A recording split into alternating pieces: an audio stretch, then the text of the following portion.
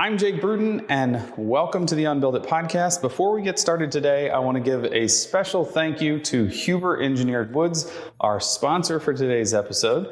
And rather than talk about their products or their customer service like we normally do, I want to make you aware of something that's happening at the International Builders Show.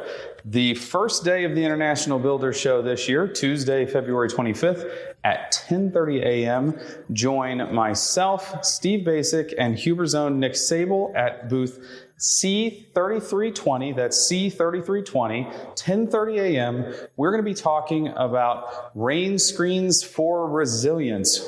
Everything rain screen. We're going to be covering everything that has to do with rain screens in one conversation. Myself, Steve Basic, and Huber's Nick Sable. You do not want to miss this conversation. It's going to be super informative. Crowd participation, everything you've ever wanted from a rain screen conversation. Be there or be square. Huber, thanks for sponsoring, and we hope to see you guys at IBS. Welcome to the Unbuilt Podcast. I'm your host, Pete Joist, and I have my two best friends here, Steve Basic and Jake Bruton. I thought he was going to announce somebody else. I had hoped. I was surprised. I hoped that he was going to announce somebody else when he Anyways. said best friends, maybe Tom. You all ready for this? And I have to say that I am thoroughly enjoying all the questions we get submitted on the website. I'm glad we can make Peter happy. Well, it's all about me, Steve, even though we just did an episode all about Steve. They actually end up dictating a lot of our content because they really are good discussion topics. They're very organic in that sense. I hate that word, by the way. Organic. Yeah. I thought he was going to say sense. No, it's right up I there. thought you hated the word like strawberries. No, organic. Such a buzzword that goes. It is a buzzword. Yes. Sorry. Oh, that's all right. You can pretend I'm intellectual, Jake. I'm going to throw out words like organic. It's very natural. Do we need to do an intervention with you two or something? Apparently. So anyway, we've had a lot of great questions submitted and it stimulates a lot of conversation. So here we go. So thank you for whoever submitted this question. It remains anonymous. I watched the videos Matt Reisinger did with Kyle from RR Buildings. I was wondering your opinions on post-frame homes in general. I'm not exactly sure what post frames are, but I'm sure we're going to hit on that. It seems like a great opportunity with post-frame homes to do a minimum amount of concrete, parentheses, slabless slab. I can feel the temperature rising in the room right now. I have reservations about getting rid of a basement for maintenance and remodelability of mechanical plumbing and drains, etc. To solve for that, what about using a post frame to build a pier and beam foundation with an encapsulated ground level crawl space? Wow, that was a very dense thought. If that did not make sense, the foundation would be made up of posts set in concrete at ground level. The floor framing would be approximately 2-3 feet off the ground, and that crawl space would be encapsulated with something like stego and then rock wool insulation. The floor of the crawl space would be a floating subfloor. I like this idea because it requires almost no concrete and does not require much excavation beyond leveling. Have at it, my friends. Can we start with Go ahead. You want to go organic on me, so I have a pet peeve with the term post frame. Yeah, I don't even know what that means, frankly. So I have a full belief that post frame is a PR term coined in the last 10 years by the Barndominium crew, trying to make them sound like they're not building pole barns anymore. Well, tell me how you really This feel, question Jake. is about a pole barn, and they're trying to glorify it and make it sound like they're not building barns anymore by calling it post frame. I don't know who started saying post frame, but you're building pole barns. You're not timber framing. So it's sort of like taking posts for poles and yes, timber frame for big. They're talking numbers. about pole barns. Yeah, that's what they're talking. That's what the question's about. But they're not actually poles, though. That's the thing. That's where they get the poles. Laminated 2x6s. Or it's a square. Oh, they're not post. even really poles. Not anymore. They're like 4x8s or 6x8s. Oh, most of the time live it's under like a rock somewhere? Whatever. Yeah. Is this common in New England? No. Okay, so that's part of the problem. This is a Midwest South thing now. Regionality. Again. Interesting. And so I don't think the Barndominium craze is going anywhere anytime soon. People tend to like it, and I'm fine with you liking whatever you want to like. Okay, can I ask this question, which is No. I'm the host. I'd like You to can't hear. do that. I'd like to hear. Well, what I you just have. like when you're having a conversation and you think you're having a conversation, somebody asks, "Can I ask a question?" Of You course, already that's part of did. the conversation. Yeah, It's you already did. rhetorical. Yeah, It's you a already rhetorical did. question. Sorry for using So that's that why I device. said no. Okay. But You it know wasn't a double you know negative. what, That's Peter? a no. You know what he always does? He always says, "You're going to like this," and I always think, "I will be the judge of that." Yeah, don't judge for I'm me. learning so much about what I should and should not do. We're just having an on organic the Unbuilt It conversation. podcast. We're having a nice organic conversation here. Do pole barns serve a purpose, or is They keep this the rain out. so? When I think of a pole barn, I think of agricultural buildings. Yep. Okay. Is that my problem, or what's happening here? Is the term Yeah. evolving into a new type of construction So- that's appropriate for conditioned buildings? I would say, I would agree. I mean, it's real easy to say that's probably where their birth was, but I would say pole barns are utility structures for me, right? Like I know builders that have put up pole barns on their property because they store materials. They put their They're not machinery conditioned up there. buildings, then. No, Yeah. no. Or But they might they're- be tempering the building. Yeah, Which I think Okay. that's the end of, for me, that's the end of where you gain the efficiencies of that building. Because trying to air seal, trying Yeah. to Yeah. insulate, trying to condition fully, like you start losing the efficiencies that you have for regular construction. Now, I understand that there are going to be people out there that are saying like, well, this mentions Kyle with R&R, like he's had some good success with air sealing and things like that. Like they are enormous rectangle boxes. you should have success with You yourself. absolutely should have It doesn't success get because you're easier. getting huge volumes to measure your ACH number against, and you're getting big flat surfaces by which you can put up big sheets of Sega's Myrax or whatever. So we did an episode where we talked about the evolution of cellars into basements. This is almost like an above grade version of that issue, that we're taking an original concept, which was for sheltering stuff, and we're moving it now to, can we build conditioned structures out of that? Is that what we're talking about? On some level, yeah. I mean, I don't think it's some big craze. I think there's a few people on social media that highlight it, so it becomes apparently familiar to people, but I don't think it's this giant craze that's happening. So if any one of us gets a client that says, hey, I would like you to help me work on this pole barn building that's going to become my home. And is the answer, don't do that? Or is it that No.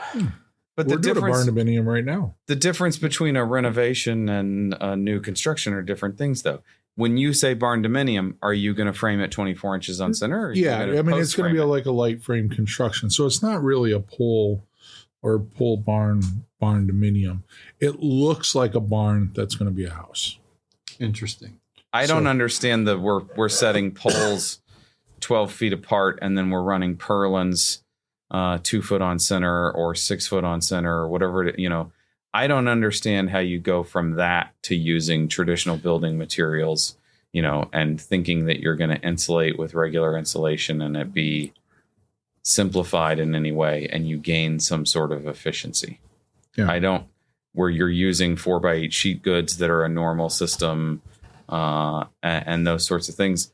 I don't see it. And I don't understand how anybody is making an argument that the results you're getting, you're walking away with anything other than it looks like you built a barn and then you hung drywall inside of it.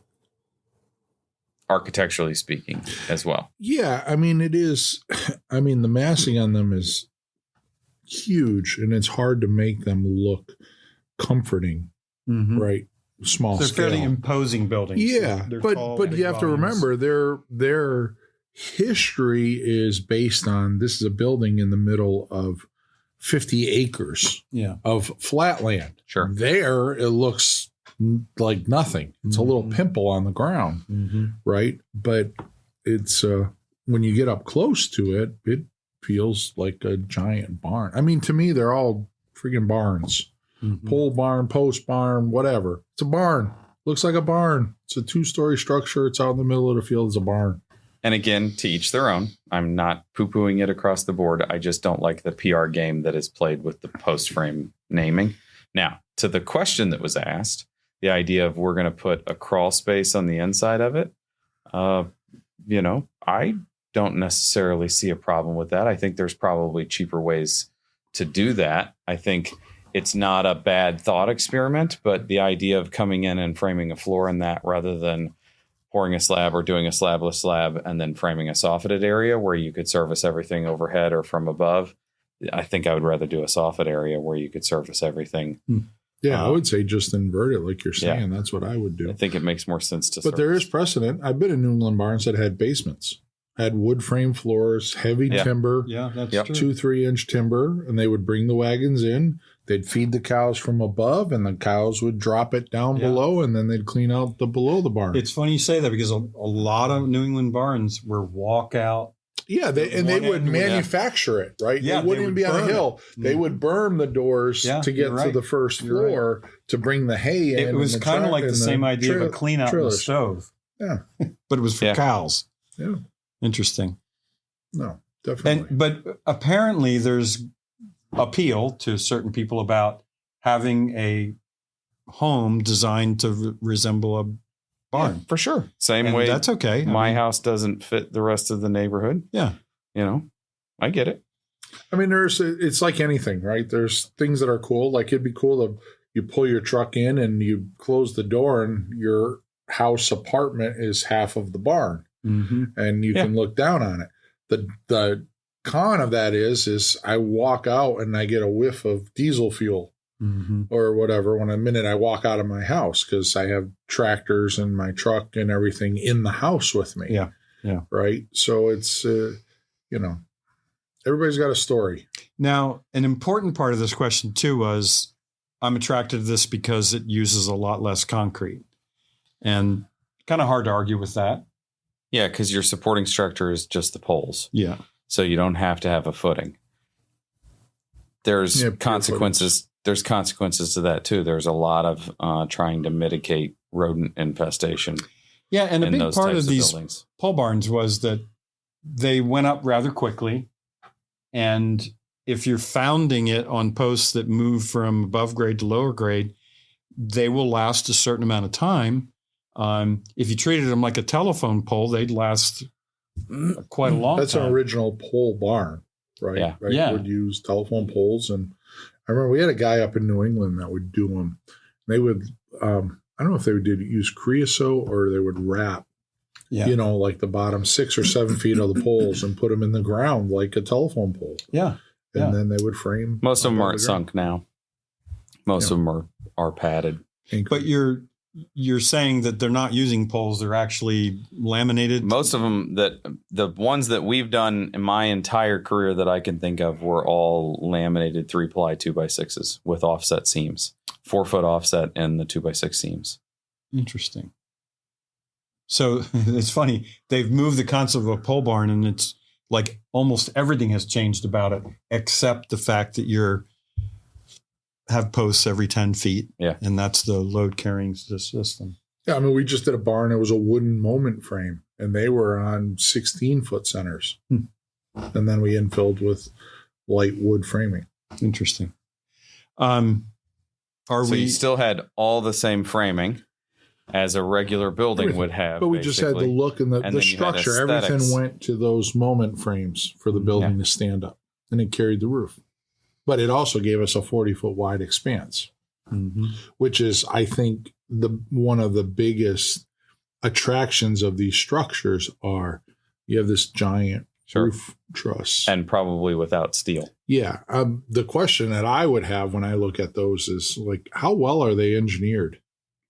Like, yeah, it's all just whatever the MyTech software shows. Blows across the plains I mean, there's not much for shear inside that building. And yeah, okay, you have the walls on the ends, but some of these guys are building, they're 60 foot wide, 120 foot long, right? That's that a big 120 barn. foot long, like code requires shear every 24 or 26 feet. Mm-hmm. And at your 120 feet, that's 5 zones of horizontal shear that aren't accounted for. That thing's going to fold like a house of cards. Yeah. Well, I sure learned a lot because I've not been involved in any of these projects, but you guys clearly have been. And should the pole barn case rest? Well, until next time. Until next time. Okay. Okay, so moving on. This topic submitted by a questioner is rim joist insulation and air sealing treatment without closed cell spray foam. The cost, both setup charge and per foot charge, and vagaries of letting someone who has never taken a chemistry course and no credible certification, formal training, perform irreversible chemistry experiments on one's new home can be daunting. Whoa. In other words, letting the spray foam guy spray foam. That was a nice little summary. It seems a major concern issue here is keeping the rim board dry. Why not simply seal the top of the concrete foundation wall at the same time, and with the same material you are waterproofing the concrete wall exterior, parentheses, covering the bolts with tape and using Simpson tie anchor bolts, and seal the outside of the rim board with either exterior insulation, zip R, taped rigid foam, or paint roll on a liquid WRB, Persoco, or similar. Then you can use a vapor permeable bat, rock wool, timber, HP, etc. to fill the joist. No, you can't, because an air permeable insulation is required to be enclosed on 6 sides. And you're not enclosed on the 6th or 5th side. We get this a lot that, hey, if we use closed cell spray foam in the rim joist, then we've made the rim joist a lot colder and it's completely sort of at the outside. And does that make it more susceptible? And Steve, I know in your home, your solution was to rough cut rigid insulation. We cut rigid insulation and just foamed it into place because it was something my wife could do. And so that is... Wait, did she actually do it herself? Yeah. Okay. Yeah, she did a bunch of stuff. She did all the air sealing and stuff on her house. Cool. I said, here's a caulk gun. Give her a quick class on this. Did you sit in a lawn chair with a drink with an umbrella in it while she did it? Okay. No, I don't drink drinks with I don't think umbrellas. Holly would have, I don't think she that wouldn't have fit either. very well. No. But that's similar to spray foam. All we've done is used a little bit of spray foam around the rough cut edge. It still makes the rim joist colder. Yep. And it's not vapor. I mean, I probably have a number of projects where we inset the rim and put, 2 inches of polyiso or something on the outside. Or zip bar. Or on zip the bar. outside. Yeah. I mean, there's certainly ways to insulate it from the outside. It's a challenging place. And It is. when you read through this, all I can think of is, all of those things that this guy's talking about, or gal, whoever, unknown, is talking about, they're harder, they're probably more expensive, and they are a labor sink, right? Nothing in their question is, oh, wow, that would be a real easy way to do that. I think what's interesting to me about this is that we're pretty careful to talk about drying potential in a lot of areas of other areas of the building. Except for here. And the question is, how much should we worry about the rim joist if we push it to the outside and make it a lot colder? And my response would be, you can always make something a lot less susceptible to being cold if you keep it dry, right? So if you're going to push the rim joist to the outside, and it's a real critical part of your transition from the foundation below to the framing above, you just have to make sure that if you can't warm that, it's got to be kept dry. And so to have this conversation about making the rim joist cold, part of it is, well, if you do that and you don't understand that it's going to have to be kept up extra dry, that could lead to a problem. And with splashback coming to the 8 inches of exposed concrete and to the rim joist, that is an area that it can be challenging to keep more dry than others. I just came up with this full circle concept. Just now, right yeah, here? right here. I can feel that warm if glow we coming use off. a lot of spray foam, then we're enhancing global warming, which in turn warms the outer The rim edge joist. of the rim Enhanced joist global by warming. Oh, you have just connected building practice and global yeah. climate. What goes on inside that Listen, head? the micro and macro are just bouncing off each other up there. I don't understand how that much can It's happen organic. between two ears. It's organic. It's organic. Oh my Lord. Okay, what if we have how do we handle the idea of we have zip bar on the outside of the rim and then we spray foam to the inside of the rim? Okay, so I'm glad you brought that up because I like the idea of insetting the rim joist using zip bar, but that means that if you want drying potential, it's going to have to be to the inside. So this does open up that, hey, why not use an air-permeable cavity insulation, but you got to enclose it on all 6 sides. And the only place... Go ahead, sorry. I would say, though, the rim joist is probably arguably one of the hardest spots to get wet. I don't remember going in a lot of buildings and seeing like, oh my God, look at that rim joist area. That's soaked, right? That wasn't a dumb idea on the outside, right? Meaning if we did a house, we put zip bar 9, we have a 24-inch overhang with a rain screen and gutters. I don't think that rim joist is ever getting wet. Well, this is an interesting point because I had a researcher and engineer at the NHP Research Center. And you're always so worried about, capillary action from the footing up through the concrete wall and focusing on that capillary break between the top of the I'm out to foundation. lunch on that one too, but that's all right.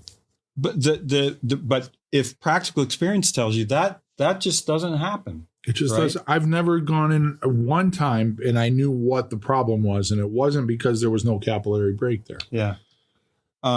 So if a lot of empirical experience tells you that that's just not a problem, then maybe we're worrying about. I have a lot of houses where we sprayed 2 inches of close cell. We came up the wall, went into the band joist, and we have zip R6 or R9 on the outside. And we don't know of any problems. Yeah, and we don't know of any problems. And I know we've been in some of them and had already done remodeling or opened up the wall for different reasons, and it's dry as a bone.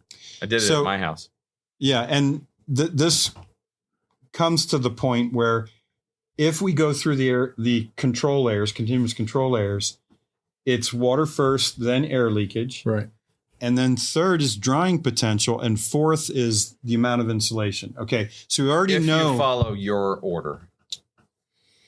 He's trying to be. What other order would I follow? I'm still following that order is thermal incorrect. Thermal is above vapor. I'm still okay. making All that right. Let's argument. bump drying potential to number 4. Yeah. You kind of making the point, which is if you do a really good job with your water control layer, and if you do a really good job with your air control layer, you have eliminated the 99% of the ways that things get wet. So the question is, how much drying potential do you have to introduce if you're convinced that you've done a perfect job on the first 2 control layers? And I agree with you. When I did the SIPS addition to on the kitchen of our house, there's no drying potential in that assembly to the outside or the inside, but it's a really simple structure. There's no penetrations to that roof, and I did all the work on it. So I do agree with you that if you do a really good job on the first 2, and regardless of whether you place drying potential 3rd or 4th, it's not 1 or 2, it's 3 or 4. Mm-hmm. So I have found sill beams that are rotten, but that's not new construction. And I have seen water move up through the wall, although I've never been convinced that the water moving up that concrete wall by capillary action is coming from the footing. It's coming from a short cycle at the 8 inches of exposed concrete, that's not been protected. And that's pretty easy to protect, actually. So I think what we're saying is the rim joist is an area where it's pretty difficult to avoid poor drying you could potential. go get wood fiber board. Yep. Cut it up, put it in, foam seal it, and be done if it's that big of a concern to you. Yeah. But Right, what we're saying is it's a really hard area to get drying potential, and we don't see a lot of evidence of it getting wet. Yeah. I mean, it's interesting, as a manufacturer, like, has Rockwell ever thought about, hey, instead of selling 2-foot by 4-foot sheets of comfort board, maybe we'll package them vertically and we'll sell 15.5 inch by 2 inch by 9.5 and 11 7/8 inch tall. Mm-hmm. And then Rim you board. can put Rim board. rim board insulators and just package them differently. Right. I'm going to call Rockwell, but I'm going to say that it's Peter Joist's idea. I don't care. Because everybody else steals from you details and stuff. Why we're can't organic. I do it? He really doesn't. You know why like I think that you're word. doing this? I think you have a really bad joke that involves the word organic. No, I don't. And that's why you've been don't. seeding this. No? No. Shoot. No. Actually, my goal, I'm trying to find a way where I can get paid to sleep. It's my dream job. I try not to laugh because it just keeps you going, but I do like your play on words. And whether it's your delivery or not. What's his dream job? It's my dream job. Dream job. Yeah. Okay. Thanks you guys for 2 excellent Q&A. And Thanks to the listeners for sending them. in. keep these questions coming. They really keep us on our toes. They let us know what's going on around the country with everywhere from, we get these questions from homeowners. We get them from professional journalists that This are on guy's, national did TV. he say he was a builder? I think he's a builder. Yeah. I've seen his name. Like, he's asked me other stuff on YouTube. Yeah. And, He's very- and stuff. I bet you this is like Doug is a half super a active. dozen. That was Doug. Yeah, Yeah. He submitted a lot of questions, and they're always good ones. But we really appreciate them because it keeps in touch with what's going on, and they make for great content. So, and with that, if you have your questions, please submit it to unbuilditquestions. Questions at unbuilditpodcast.com. Peter's only heard that 50 times by now. I can't believe I'll go with that. I can. I know Yeah, you can. I can. It's never hard for you. You're to imagine. failing my organic nature of this podcast. Yeah. And with that, thanks a lot for listening. See you next time. Have a Howdy. good day.